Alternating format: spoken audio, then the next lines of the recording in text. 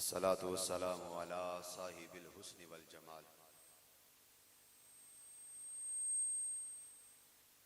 وعلى آله وأصحابه وأزواجه وأولياء أمته أجمعين.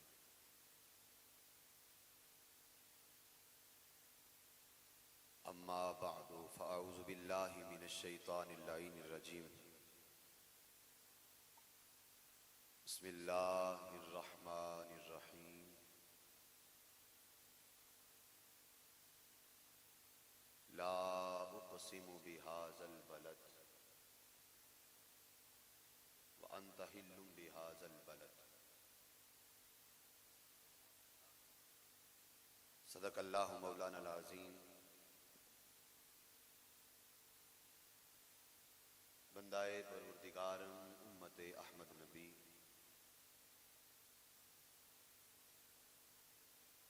دوست دارے چار یارم تابع اولاد علی مذہب حنفیہ دارم ملت حضرت خلیل خاک پائے غوث اعظم زیر سایہ ہر ولی. مختصر سی میری کہانی ہے، جو بھی ہے آقا کی مہربانی ہے.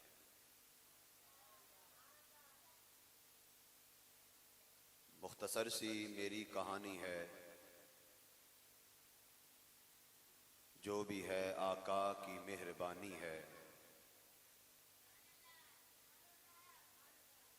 جتنی سانسوں نے لیا نام ان کا، بس وہی میری زندگانی ہے.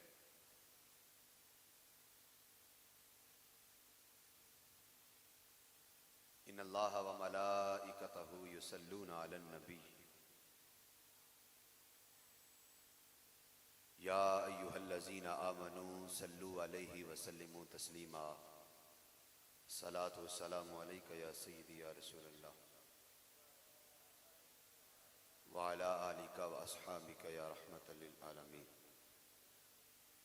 صلاۃ والسلام علیک یا سیدی یا رسول اللہ وعلی آلک واصحابک یا محبوب رب العالمین.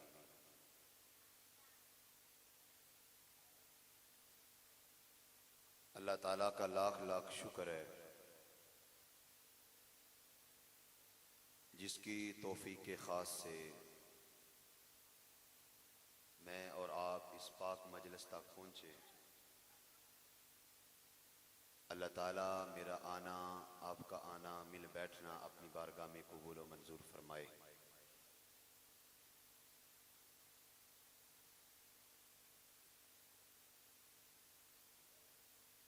آج کی یہ خوبصورت بزم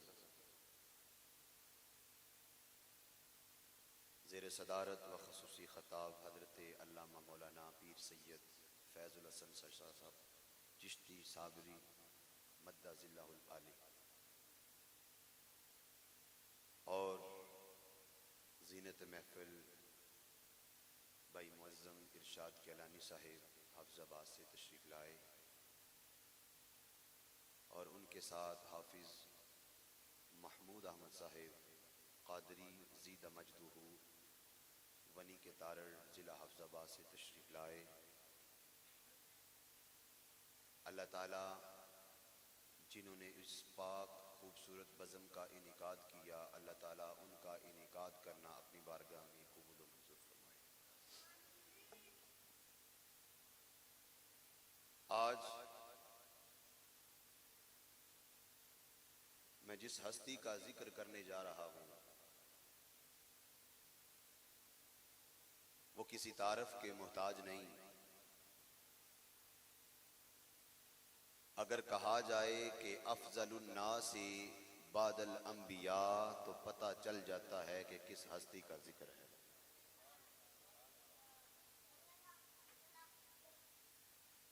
بچوں کو تھوڑی دیر خاموش رکھیں، بڑے انہماک کے ساتھ توجہ کے ساتھ آپ خطاب سماعت فرمائیں. اگر حضور کے عاشقوں کی لسٹ بنائی جائے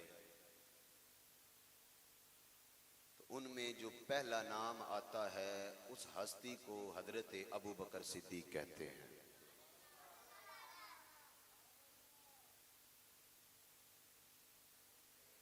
اور اگر امام الانبیاء سے لے کر آج تک مسلمانوں کی لسٹ بنائی جائے، اگر ان کو گننا ممکن ہو تو اگر الٹی گنتی گنی جائے تو وہ گنتی جس ہستی پہ ختم ہوتی ہے اس کو صدیق اکبر کہتے ہیں۔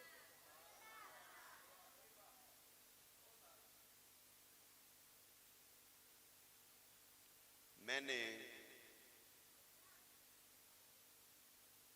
ایک مجوزہ عنوان کے لیے جن آیات کا انتخاب کیا ہے، اللہ تعالیٰ اس میں ایک مٹی کی قسم کھا رہا ہے۔ وہ ایسی مٹی ہے کہ جو میرے مصطفیٰ کریم علیہ الصلوۃ والسلام کے قدموں کے ساتھ لگی ہے، خدا اس مٹی کی قسم اٹھا رہا ہے۔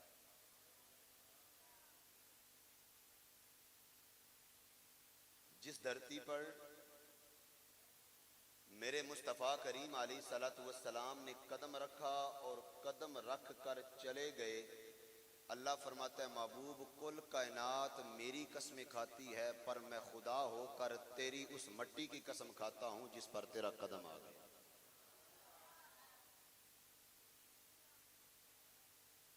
آواز آتی ہے لا اقسم بہذا البلد وانت حل بہذا البلد، محبوب مجھے اس مٹی کی قسم ہے جو تیرے قدموں کے ساتھ لگی۔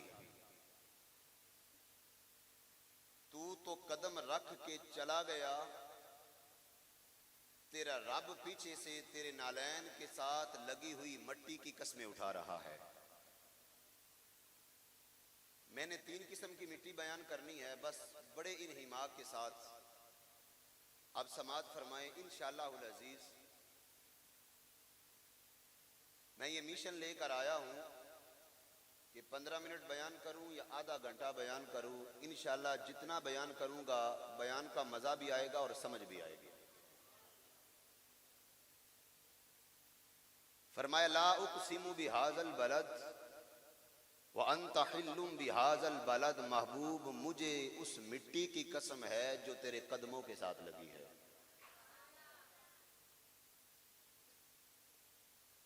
اب ایک مٹی وہ ہے جو حضور کے قدموں کے ساتھ لگی، اللہ تعالیٰ اس مٹی کی قسمیں اٹھا رہا ہے، تو امام الانبیاء کے غلاموں پھر اس مٹی کا کیا مقام ہوگا کہ جس پر میرے محبوب 15 صدیوں سے آرام فرما رہے ہیں۔ ایک مٹی وہ ہے کہ جہاں میرے محبوب نے قدم رکھا، قدم رکھ کر چلے گئے، اللہ اس دھرتی کی قسمیں اٹھاتا رہا۔ اگر اس مٹی کا یہ مقام ہے کہ جس پر میرے محبوب نے قدم رکھا تو اس کی قسم خدا اٹھا رہا ہے، تو امام الانبیاء کے غلاموں سوچو کہ اس مٹی کا کیا مقام ہوگا کہ جس پر گنبد خضرا میں حضور 15 صدیوں سے آرام فرما رہے ہیں۔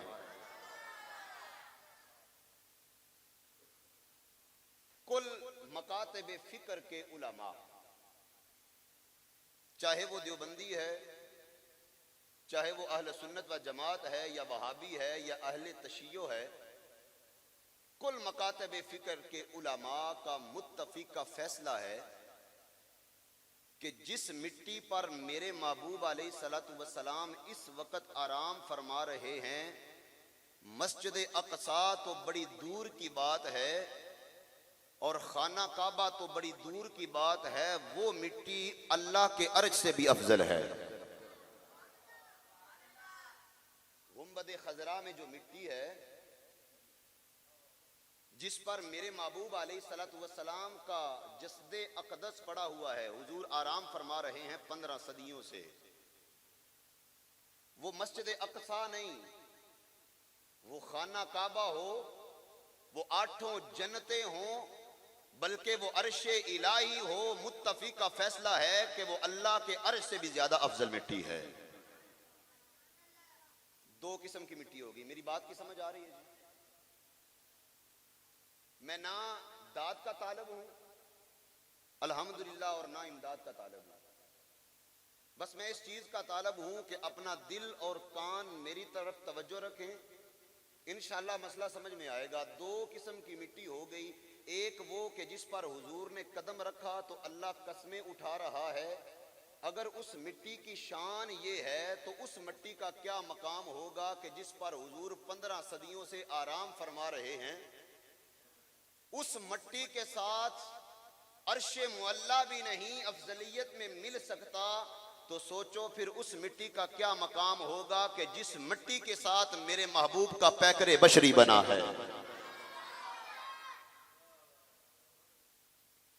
بھئی اگر وہ مٹی کہ جس پر حضور کا جسد اقدس ہے، حضور 15 صدیوں سے آرام فرما رہے ہیں، وہ تو اللہ کے عرش سے بھی افضل ہو گئی، پھر اس مٹی کا کیا اندازہ ہو سکتا ہے کہ جس مٹی کے ساتھ میرے محبوب کا پیکر بشری بنایا گیا، میرے محبوب کا ڈھانچہ تیار کیا گیا۔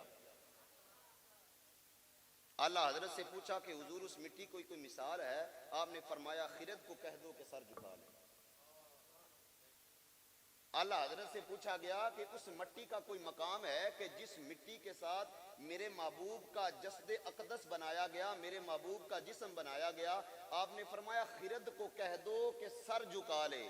فرمایا اس مٹی سے اللہ کا عرش سے بھی افضل ہے، عرش سے بھی وہ افضل ہے کہ جس مٹی پر حضور تشریف فرما ہے، اس مٹی کا کیا مقام ہوگا کہ جس مٹی کے ساتھ میرے مصطفیٰ کا پیکر بشری بنا ہے۔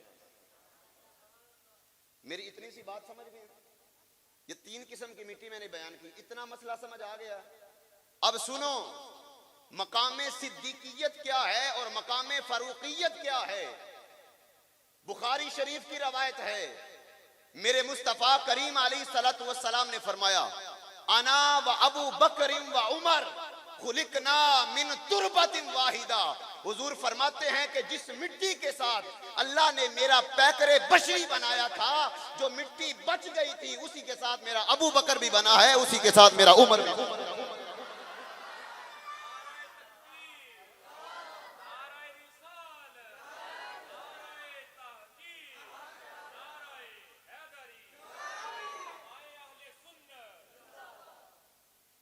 انا و ابو بکر و عمر خلقنا من تربت واحدہ۔ حضور فرماتے ہیں کہ جس مٹی کے ساتھ اللہ نے میرا جسم بنایا، میرا جسد اقدس بنایا، اور میرے جسم سے جو مٹی بچ گئی تھی اسی مٹی کے ساتھ میرا یار ابو بکر بھی بنا ہے، اسی مٹی کے ساتھ میرا یار عمر بھی بنا ہے۔ کوئی اندازہ لگا سکتا ہے کہ کتنی شان ہے حضرت ابو بکر اور عمر کی رضی اللہ تعالی عنہما؟ اس پر مزید دلیل دینا چاہتا ہوں۔ ہم مسلمانوں کا ایک خوبصورت حضور کی سنت بھی ہے، ہمارا رواج بھی ہے کہ ہمارے ہاں اگر کوئی مسلمان فوت ہو جاتا ہے، ہم اس کو نہلا کر دھلا کر کفن پہنا کر جب قبر میں رکھتے ہیں تو اس پر 3 مٹھیاں مٹی ڈالتے ہیں۔ اس طرح ہی ہے، اور مٹی ڈالتے وقت کیا پڑھتے ہیں؟ منہا خلقناکم وفیہا نعیدکم ومنہا نخرجکم تارۃ اخری۔ بڑی نکتے کی بات دینا چاہتا ہوں۔ ہم ایک آیت پڑھتے ہیں منہا خلقناکم وفیہا نعیدکم ومنہا نخرجکم تارۃ اخری۔ کیا معنی ہے اس کا؟ ہم یہ عرض پیش کرتے ہیں کہ ہم منہا خلقناکم، ایک مٹھی مٹی ڈالی، منہا خلقناکم، ہم اسی مٹی سے پیدا ہوئے ہیں، وفیہا نعیدکم، ہم اسی مٹی میں لٹائے جا رہے ہیں، ومنہا نخرجکم تارۃ اخری، اور قیامت کے دن اسی مٹی سے ہم اٹھائے جائیں گے۔ اس آیت پر علماء بخاری کی ایک اور روایت لے کر آئے ہیں۔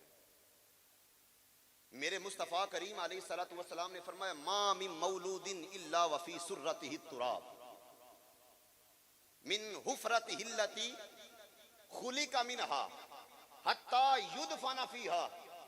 میرے محبوب علیہ الصلوۃ والسلام فرماتے ہیں جب بچہ پیدا ہوتا ہے نا، بچہ پیدا ہوتا ہے تو جب بچہ پیدا ہو جاتا ہے تو اللہ تعالیٰ ایک فرشتے کو بھیجتے ہیں کہ جا فرشتے کہ دنیا کی جس مٹی سے اس انسان کو، اس بچے کو بنایا گیا ہے، اس سے تھوڑا سا حصہ لے کر اس کی ناف میں ڈال دے.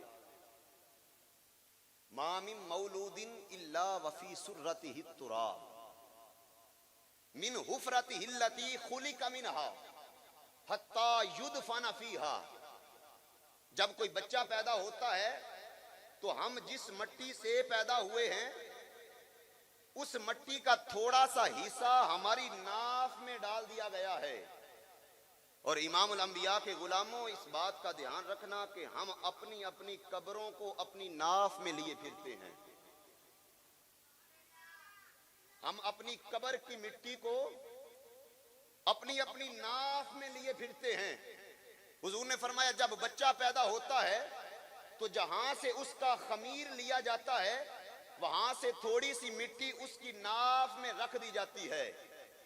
تو من حفرتہ التی خلق منہا حتی یدفن فیہا، جب وہ مر جاتا ہے تو پھر اسی مٹی میں ہی اسے دفن کر دیا جاتا ہے. اب بات توجہ کے ساتھ سنیں.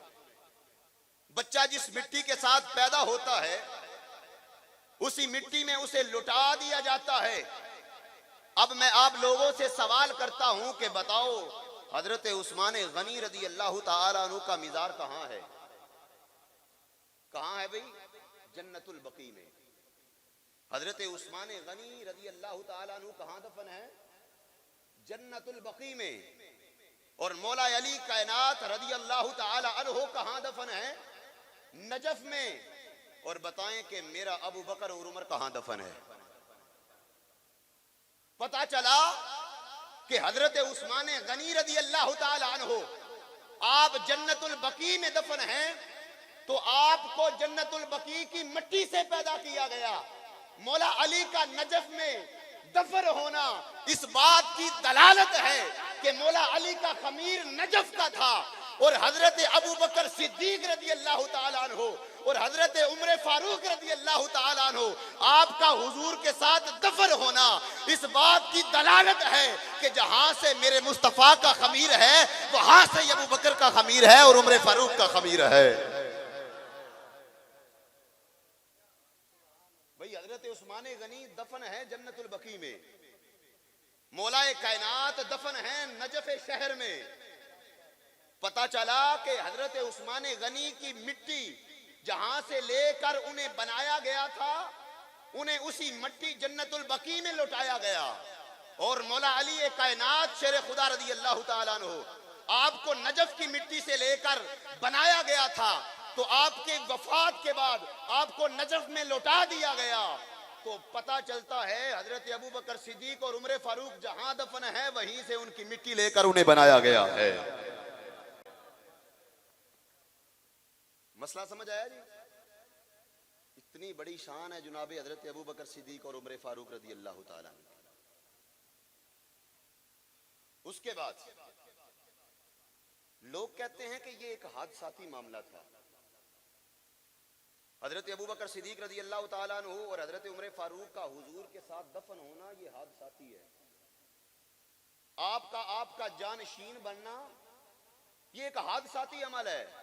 حضور کا وصال ہو گیا تو بعد میں حضرت ابو بکر صدیق نے خلافت لے لی، بعد میں حضرت عمر فاروق رضی اللہ تعالیٰ نے خلافت لے لی. یہ حادثاتی عمل نہیں تھا. میری بات توجہ کے ساتھ سنیے گا. یہ حادثاتی عمل نہیں تھا. میرے مصطفیٰ کریم علیہ الصلوۃ والسلام کے جتنے بھی اصحاب ہیں اللہ تعالیٰ نے پہلے سے ہی مصطفیٰ کے لیے چن کر رکھے ہوئے تھے. ایک بات یاد رکھنا کہ دو چیزیں ہیں جو انسان نہیں چنتا، خدا خود چنتا ہے. دو چیزیں ہیں حضرت صاحب قبلہ شاہ صاحب، دو چیزیں ہیں جنہیں انسان نہیں چنتا خود خالق کائنات چنتا ہے. ایک انبیاء اور دوسرے ان انبیاء کے اصحاب. دو چیزیں انسان نہیں چنتا، یہ قرآن کا فیصلہ ہے. دو چیزیں انسان نہیں چنتا، ایک نبی کا صحابی، یہ خود انسان نہیں چن سکتا، یہ خالق کائنات چنتا ہے۔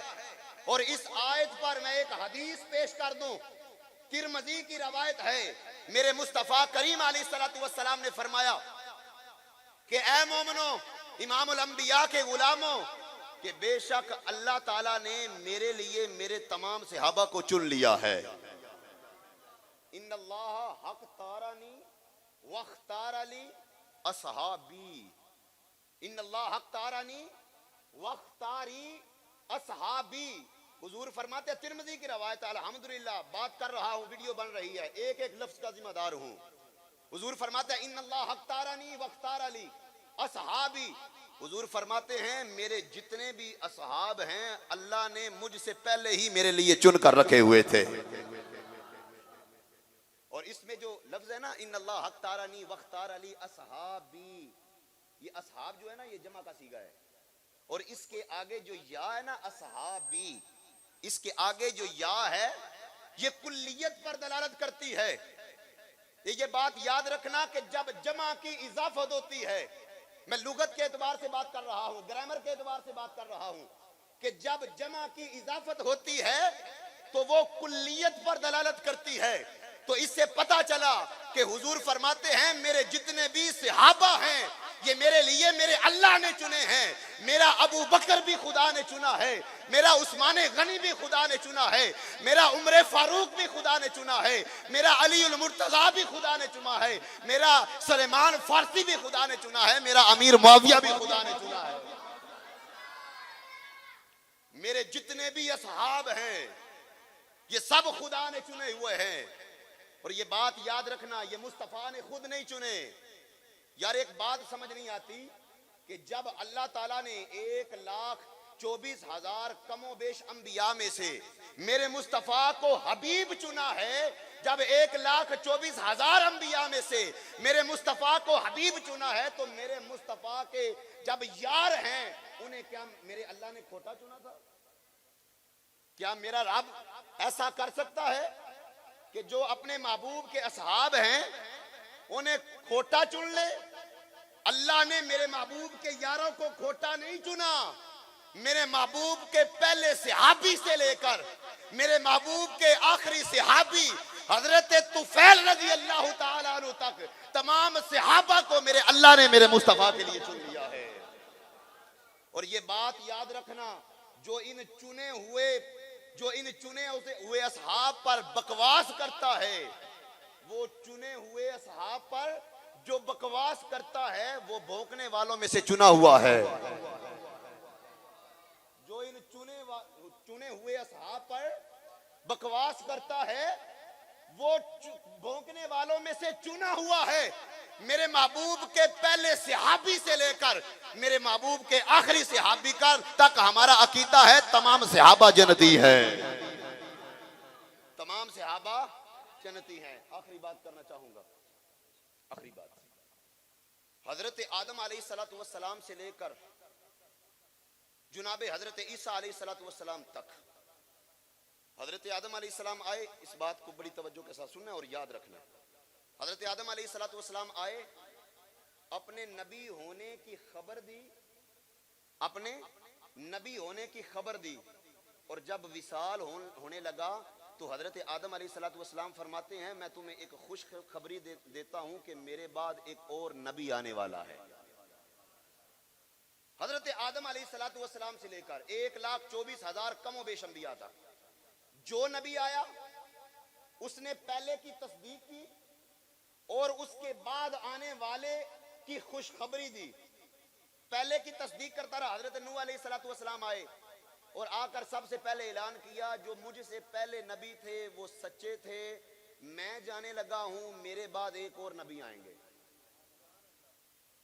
حضرت عیسیٰ علیہ السلام تک، حضرت عیسیٰ علیہ السلام نے فرمایا جو مجھ سے پہلے انبیاء گزر گئے ہیں وہ سبھی سچے تھے، اور میں جا رہا ہوں میرے بعد ایک آخر الزمان نبی آنے والا ہے۔ یعنی کہ ہر نبی اپنے سے پہلے نبی کا مصدق بھی بنا اور اپنے بعد والے آنے والے نبی کا مبشر بھی بنا. مصدق کہتے ہیں تصدیق کرنے والا. کیا کہتے ہیں؟ تصدیق. یعنی پہلے کی تصدیق کرنا نا.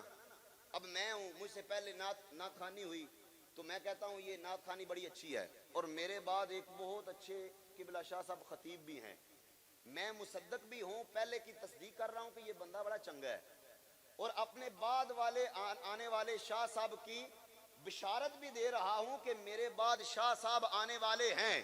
1,24,000 کم و بیش انبیاء آئے, وہ پہلے کی تصدیق کرتے رہے, اپنے بعد والے آنے کی خوشخبری دیتے رہے.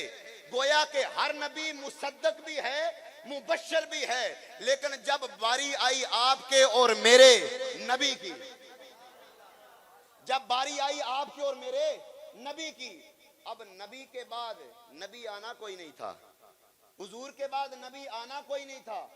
اللہ تعالیٰ کے ہاں عرض کی, مالک و مولا جو مجھ سے پہلے انبیاء گزر گئے میں ان کی تصدیق تو کر دوں گا, لیکن میرے بعد آنے والا میری تصدیق کون کرے گا؟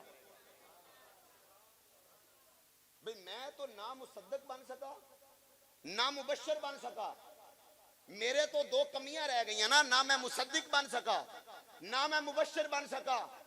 اللہ تعالیٰ نے ارشاد فرمایا, محبوب یہ میرا فیصلہ ہے کہ تو آخری نبی ہے, تیرے بعد نبی آنے والا کوئی نہیں, تو یا اللہ میں مصدق کیسے بنوں گا؟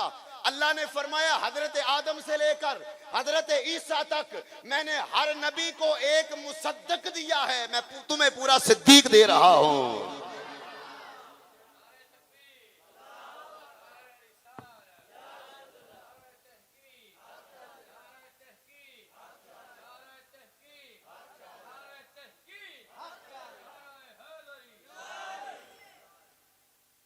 مجھ سے تم سے پہلے جو انبیاء گزرے ہیں نا, میں نے ان کو ایک ایک مصدق دیا ہے, تمہیں مصدق نہیں دے رہا, پورا صدیق دے رہا ہوں.